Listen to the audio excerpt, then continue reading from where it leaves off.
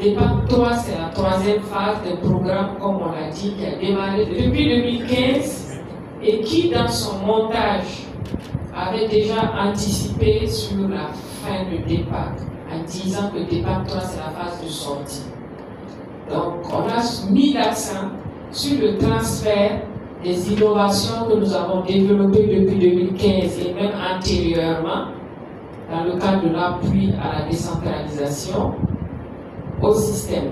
Mais il y a aussi des processus qui ont été institutionnalisés, comme la question de la redevabilité, comme la mesure des performances. Tout ça, c'est des produits du départ.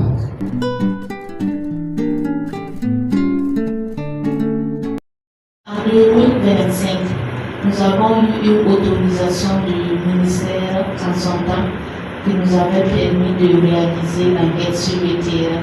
Mais cette année, nous avons constitué notre dossier, on a déposé au niveau du visa.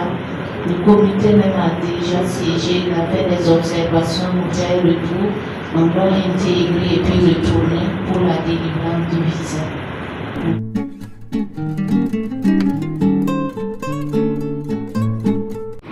À la suite des collègues, je voudrais aussi dire vraiment merci pour ces différents appuis que nous avons eus.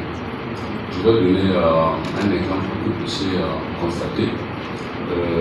J'ai tenu une journée de redevabilité en 2025 et à l'occasion, une question m'a été posée. Et la question c'était de savoir pourquoi on a un CSPS et qu'on n'a pas de maternité. Voilà. Et c'est une zone aussi qui abrite un grand nombre de personnes de place interne. Mais il se trouvait que effectivement on n'avait pas prévu cela en 2025. C'est pas prévu dans le projet. Donc sur place, je pense que les partenaires étaient là et la CAREPAC a décidé en tout cas d'accompagner. Voilà. Donc un mois plus tard, on avait la maternité. Donc c'est dire que cette flexibilité pour nous accompagner aussi est à vraiment féliciter et encourager.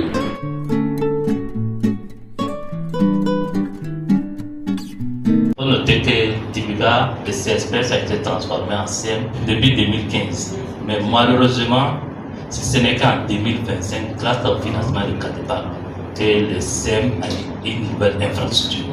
C'est pour dire que grâce à la flexibilité du financement de CADEPAC, nous avons pu programmer ça et puis réaliser.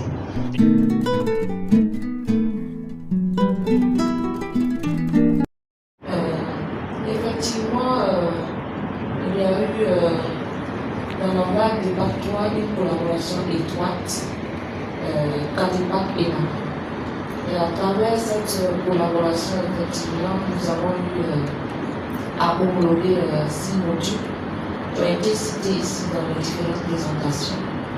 Il y a eu effectivement aussi 47 formateurs accrédités par rapport à ces différents modules. On a eu à former aussi, à travers ces différents modules aussi, un certain nombre de présidents de délégations spéciales.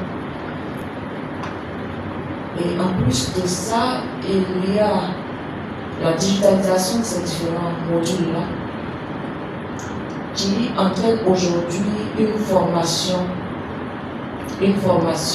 des agents des collectivités.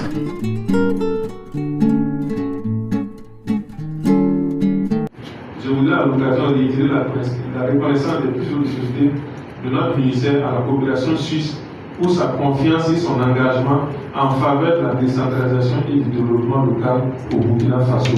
Vraiment un grand remerciement à la population suisse. L'autre défi, c'est les collectivités territoriales.